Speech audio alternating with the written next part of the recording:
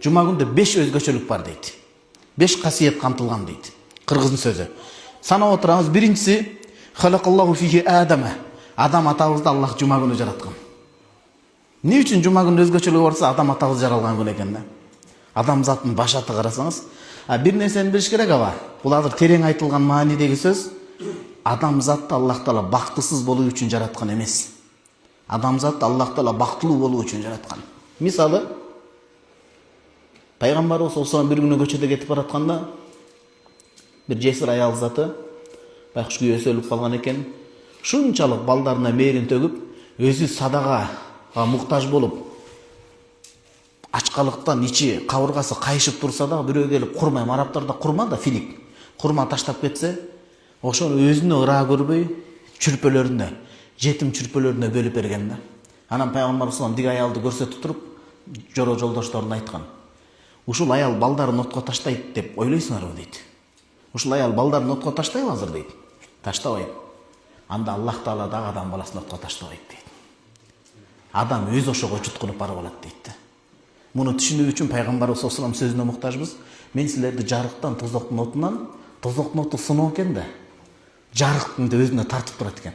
Мен силерди ушунчалык кол ачтап силерди тозгонго аракет кылам, бирок отко билбей түшүп калчу чымындар сыяктуу өзүңөр суурулуп чыгып ошого таштайсыңар өзүңөрдү дейт да. Ошон үчүн Аллах Таала адам затыны төөлүк бейиш үчүн жаратылган. Жума күнү адам атабыз жаратылдыбы? Адам атабыз бейиштеби эле туурасы, эң туурасы. Демек биз аккан арыктан суу агат, аслыбизге, тегибизге, кайра бейишке кайтышыбыз керек. Бизден көп нерсе талап кылынбайт жамаат. Мурдагыдай көп нерсе талап кылынбайт. Азыр 5 мал намазды окуп атабызбы? Бай болсок зекетибизди берип атабызбы? Байлык, ден соолук мүмкүнчүлүк берсе ажыга барып атабызбы? Бул Аллах Тааланын акылары болот го, орозо кармап атабызбы? Эми күбөлүк келтирдик. Бул Аллахтын акысы. Эми адамдардын акысы. Ата-энеге жакшы уул болуп атабызбы? Ата-энебиз бизди каргап же көңүлү кирдеп наразы болгон жокпу?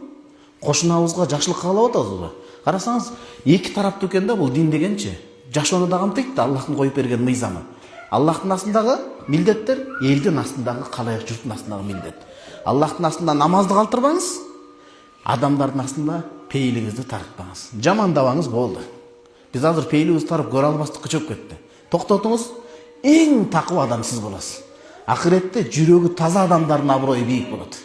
Биз азыр сырткы келбет да, жакшы болуш аштаста, жаман болуш бир паста. Сырты жалтырак, ичи калтырак. Демек сырт менен ич айкалышканда ал адамдын Аллахтын астында кадыр бар көрсөт экен да. Жүрөгү таза, бирөөгө карасан атайлык душмандык көрө албастык кылбайт, Кудайдын астында буйругун аткарат. Ушул аба. Көп нерсенин кереги жок. Келиңиз, бүгүн ушул жерден тооба кылып, мүмкүнчүлүк болсо 3 күн даватка чыгалы уруксат алып муфтияттан, аалымдар менен. Анткени 3 күн бул медресе көчмө. Сиз азыр өзүңүз жалгыз кыйын намазды үйрөнүңүз. Чечим чыгарып өмүр өтө берет. Өмүр өтөт, 3 күн көз ачып жумганча өтүп кетет. Бүгүн намазды жума намаздан чыкпастан туруп, сураныч сиздерден динде мажбурлоо жок, 5 мал намазды тургузсак. Муну ушул сөз адам атабыздан бери айтылып келе жатат. Кыяматка чейин канча жашоо болсо ал дагы айтылынат, кайталанат. Бирок эң бактылуулардын бактылуулары мына ушул сөздү ори электе, ыйлай электе, оорсуноого кабыл электе ушул өз ыктыяры менен намаз окуп калгандык. Көчө Бишкектен бир окуяга туш болдум. Онкологический рак оорусуна чалдыгып калыптыр. Эми бул коркутуу максатта эмес. Жашоо ушундай экен да, же сый менен же ый менен. Азыр эми намаз окуганга да кудрет жетпей калыптыр, жатып калыптыр да. Эми ал коркутуу эмес, Кудай сактасын. Кайнатам айтат, Ош Жалал Абад тарапка барып калсак, бир аксакал киши 15 жыл болуптур төшөктө жатканы дейт. Байкуш ба, мен чоң атамды да караганбыз да, Көөч айылындачы. Төшөктө жатып калганда кан кыймылдабагандан жанагы жер кыйын болуп калат экен да. Анан байкуш киши жанагындай төшөктүн астында эле жатат экен. Анан жанагы келип массаж арасында кечирип коесуз ба, кан тилип чыгарып турат экен. Антпесе жанагы денелер иштебей калат экен да, кан айланбай калат экен. Анан эмне болуп мындай акыбалга туш болуп калдыңыз, аксакал десе, мындан 30-40 жыл мурун кыздуу болуп, кызыбызды билесиздер да, мурда арак көп эмес беле. Кызыбызды майрандайын деп кошуна өлкөгө чыгып, ошол жерден мас болгондон кийин мастык жамандыктын башаты, анан урушуп кетип кызганычтын айынан. Бирөө ошол арка жагына бел сөөгүнө бычак менен тийген экен, таалуу жерине. Баса албай калыптыр, төшөктө экен. 15-20 жылдан бери. Ушу келинчегиме рахмат дейт да. Азыр жаштар үй бүлөсүнө көңүл бурушкан. Анан Мен үчүн, сиз үчүн эмне арман, бакыт десе, мен үчүн ушул могу терезени көрсөтүп айтыптыр. Ушул жаткан жеримен туруп өз бутум менен 5 кадам басып сыртты көрсөм, менден өткөн бактылуу адам жок эле дейт. Кудайым сактасын, биз бутубуз басып атат, көзүбүз көрүп атат туугандар. Аллахым мынерте шүгүр, бүгүн көп нерсе шарт эмес, намазды окуп калсак жакшы болот. Жума күндө 5 касиет камтылган. Биринчиси, адам атабыз жаратылган. Биз айттык, адам атабызды Аллах кордук үчүн жараткан эмес, кор болсун деп. Эгер кор болсун деп жаратканда, китептер тишпейт эле. Биз акылдуу адамдарбыз, акылдуу адамдарга дин керек да. Илимдүү адамдарга дин керек. Аллах Таала эгер инсанды баксыздык үчүн жаратканда пайгамбарларды жөнөтмөк эмес. Пайгамбарлардын мураскорлору, аалымдарды чыгармак эмес. Аллах 4 мезгилди бермек эмес. Анткени жаз жарыш бул адамзаттын үйрөнсө үйрөп жарык дүйнөгө келгени. Жай адамзаттын жигит учуру. Толук күчүп аптабына чыгып турган учуру. Андан кийин жаз кетти, жазба жетилген жок. Жай, орто муун, кыш, анан улуу муун. Бардык кыш келди, ак кепинин жабынды, жер мелт-мелт этти, тып-тынч бир калыпта калды, теребели козголбойчу. Демек, Аллах Таалам ушул 4 мезгилдин өзүн адамзат үчүн канча сабак кылып жаратып атат. Бул биринчи пайда. Экинчиси, жума күндүн өзгөчөлүгү, ва ахбаталлаху фихи адама илал ард, бейиштен жума күнү Аллах Таала адам атабызды жерге түшүргөн дейт. Демек, кыяматта да ажеп эмес, жума күнү бейишке келе турган болсок. Аккан арыктан суу агат демекчи. Андан кийинки үчүнчү жума күндүн өзгөчөлүгү, ва фихи таваффаллаху адама, жума күндө адам атабыздын жанын алган дейт. Жума күндүн өзгөчөлүгү ушул, баягы Аллах жакшылыкты катып койгон экен, кабыр азабы болбойт экен да ал адамга. Ва фихи саатун ла ясалуллаха фиха ал-абду шай'ан illa атахия. Жума күндө бир катылган, жашыруун убакыт бар, саат. Ким ушул күнү дуа кылса, дуасы кайтарылбай кабыл болот дейт. Демек биз аалымдар муну изилдегенде илимдечи, кайсыл убакыт десе 80 сөз бар экен аалымдарда талаштарчы. Мындай. Эң жакшысы тога тери. Жума күнү таңзаардан күн кылтайып батканга чейин дуа кылсак, дуа менен алек болсок, демек ошол убакытка кабыл болобуз. Өзгөчө имам азыр маселе бүткөндөн кийин бияка чыгып арабча хутба кылат го имам сабыбыз. Ошол учурда ичинен дуа кылсын, бул дуа кабыл боло турган убакыт дейт. Дуа кабыл боло турган убакыт. Бирок бир шарт, дуасы кабыл болот, мәлем ясал хараман, арамды сурабаса дейт. Арам окка таш болбойт, арамды сурабаш керек экен да. Артык дөөлөт баш жарат деп кыргызда сөз бар го. Артык дөөлөт баш жарат. Мисалы биз мусапырбыз, пайгамбарыбыз салам акылдуу инсан да, пайгамбар. Акылы толук жетилген. Бул жашоону акыретти бир мисал менен чагылдырыптыр да. Баягы бир күнү келсе, окуучусу, шакирт Азирет Умар радыйаллаху анху. Пайгамбар бойро камыштан жасалган жанагындай катуу бойронун үстүндө жатып, денесин өтүп кеткен экен, анан көзүнө жаш алып, азыр Рим империясы, азыркы Европа болот. Рим империя, Европалардын башчылары мамык жаздыкта жатып атышат. Перс император ал жерде укмуш, алтын тажы төшөктөрдө, жибек шолктордо жатып атат. Сиз акыркы аалам зат мырзасы пайгамбар болуп туруп ушинтип жатып атасызбы деп көзүнө жаш алганда, мәли валутун, бул дүйнө менен мага эмне болуптур дейт. Бул дүйнө эмне болуптур дейт. Бул дүйнөнүн мисалы, бул дүйнөнү таштап кой деген сөз эмес, тың болуш керек. Бирок карасаңыз акыйкатын. Бул мусапыр сыяктуу эле. Келет, мөмөлүү дарактын астында эс алат, анан кайра сапарын улап кетет дейт. Биз эненин курсагында болгонбуз, өзүнчө бир аалам. Андан кийин бул жашоого келдик, андан кабыр барзак жашоосу, акырет жашоосу.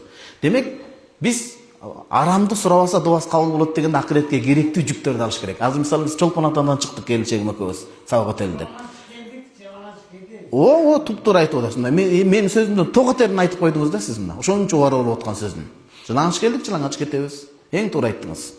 Диги Чолпон атадан келдик, биз бардык жүктөрдү алып алган жокпуз да. Керектүү гана нерсени алдык. Сабакты өтөлү, аманатты аткаралы, кайра кайталы деп балдарыбызга. Ошон үчүн акыретке да керектүү нерсени сурап калыш керек. Неге? Аталарым, агаларым ушул дуаларда имам бияка чыкканда келечек муундун жакшылыгын сурап калалычы. Кыз жаман чыгып калса, бала жаман чыгып калса, атанын тирүүлүгүн гейишке, бейишке эмес, гейишке. Атасын бул дүйнөдө көргө сүйрөй турган бала болуп калат экен да. Ошондой бала чыкпасын деп жүрөгүбүздөн дуа кылып койсок. Мисалы өткөндө Чолпон атада мына Аббас деген абабыз бар, айтат. Атама жакшылык кылайын деп унаа сатып алып барып калдык дейт бир досу, айтыптыр. Унаа сатып алып калды, анан дуа кайсы бизде эмне деп коет? Машинени унааны өткөрө турган жер болгон го, горгай деп коебуз бизде. ошондо документ өткөрө турган жер экен, мындай того терин айтканда. Анан бир 60-70ке таяп калган ата менен апа кейип отурат дейт. Ошол кишилердин унаасы экен дейт. Анан эмнеге алып атасыңар деп сөздөн сөз сурап калса, атам ошо быйыл ажылыкка жөнөтүп, андан алдын көңүлүм көтөрүп коюн, ушул унааны биз үчүн канча мээнет кылды. Белек кылып коюн, батасын алайын, ак батасын алып деп берип атса, берки аксакал апа ыйлайт экен да, көзү жаш. Эмне кетсе, үшкүрөт экен, бириген дүйнө деп. Алардын диги 60-70 жаштагы ата менен апанын баласы уурулук кылып, мыйзамды бузуп, ата-энесин ыйлатып, сызга отургузуп, ошонун карызын төбөбүз, түрмөгө кесилип кетпесин деп, жарыйма төлөбүз деп, унааны сатып атыптыр. Ошол эле унааны берки атасын сейлен деп алып берип атат да. Ошон үчүн ушул келечек муунга дуба кылыш керек. Биздин канча өмүрүбүз калды, ичер суубуз билбейбиз. Бирок адам үй бүлөлүү болгондон кийин өзүнө эле эмес, карасаңыз биз азыр өзүбүздүн мойнубуз намазга жар бербей атат. Эртең сурак чоң, өзүң кандай болдуң, урпагыңды кандай тарбияладың? Ва каддаму ясисру ва асарахум. Артыңда эмне из, кандай туяк калтырдың деген суроо болот экен да. Эгерде жакшы тарбия бере албай калса, дуа кылбаса бултуруп эртели кеч, анда кабырында да тыныч жата албай калат экенбиз да. Ошо балабыз элден каргыш топтосо, Кудай сактасын. Жаманды айтпай эле коелучу, кечирип коебуз. Балабыз тынчыгып, ыймандуу чыгып, элден бата топтосо кандай жакшы. Мисалы кече биз атын айтпай эле коеюн, жарнамалаган сыяктуу болуп калбайлы. Бирөө жакшы ресторан ачыптыр Чолпон атадан. Бул азыр жакында бир 10 жылда деле актабайт пайдасын биз кетирген дейт. Бирок мен ушул айылдан кыйналып чоңойгом, бүт айылдын көчөлөрүнө асфальт жол салып берейин деп атам. Анан бүт айыл тургундарын жумушка алып атам, жумуш менен камсыздайт деп. Анткени мен ушул айылга карызмын деп атат да. Ошондо ыймандуу, ынсаптуу бала чыкса, кабырда жатсак да бизди рахатка бөлөйт экен да, сооп жөнөтүп. Карасаңыз, математика, алгоритм жашоонун эрежеси кандай болуш керек? Бул жерде ошону айтып атат. Бул жума күндө ушундай бир убакыт бар, аны сураса сөзсүз берет дейт. Кийинки артыкчылык ва фихи тaqумус саа. Жума күнү кыямат кайым болот дейт.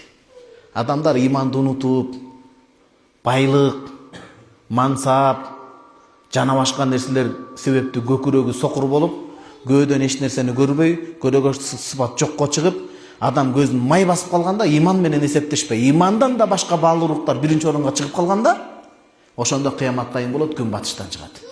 Кызыгы, алымдар китепте так келет, бул ар бир сөз илимий эреже менен айтылып атат. Илимдин негизинде. Күн батыштан чыкканда бардык автоматически дароо намазга кетет дейт. Ыйман келтирбегендер да билет, анткени уже бүттү. Парда ачылды, көз ачылды бул. Адам баягы каты ооруп больницага жатып калганда бейтапканага өзүнүн ким экенин билет го, тооба келтире баштайт го, бүт баары сажда кетет, бирок кеч болуп калат экен. Бул мөөнөткө чейин силер өз ыктыярыңар менен мага сыйынууңар керек эле деген Кудайдын жарлыгы чыгат экен да. Кудайым сактасын, ушул жума күнү кыямат кайым болот дейт. Караңыз эми, биз бир гана адамзатты камырабайт экенбиз да. Эреен төрөнү албайт экенбиз. Жума болсо жума деп коет экенбиз да. Караңыз бул хадисте. Ма мин малакин муқарраб. Аллага жакын болгон эч бир күнөө аткарбаган периштенин өзү. Валасаман керек болсо асман, керек болсо жер, керек болсо шамал, керек болсо жерге казык кылып, 14 кыл мурда айткан муну. Нано технология, илимий технология өнүгө элек. Ва жаалнал жибала аутада. Биз тоолорду жерге казык кылып катырдык дейт. Ислам бул жомок эмес, апыртма эмес бул. Биз жерде магма болот, кыймылдап титирөө болбосун казык кылып тоолорду катырдык дейт. Керек болсо катуу болгон казык болуп катылган тоонун өзү, ушундай сансыз тамчыдан турган вала бахрун деңиздин өзү жума күнү кыямат кайым болуп кетпесе деп титиреп турушат дейт. Мана сыйбасында келет асман ыйлап, жер ыйлап деп. Жума күнү таң күн батыш тараптан чыгып калбаса деп, ошол периштеден тартып деңизге чейин титиреп турат дейт да. Ал тирүү жандык кадимкидей эле. Тирүү жандык